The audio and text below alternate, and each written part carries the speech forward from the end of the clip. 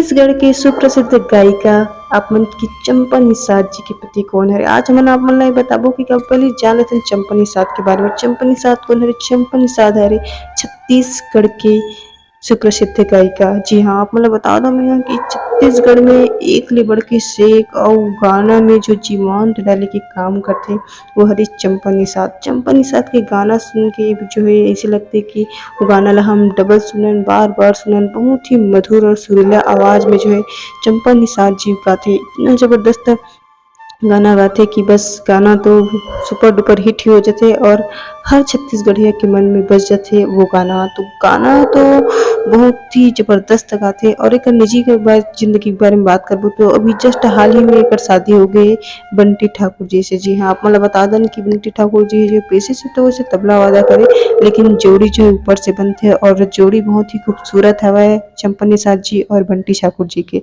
तो चैनल ला लाइक करो, सब्सक्राइब करो, शेयर करो।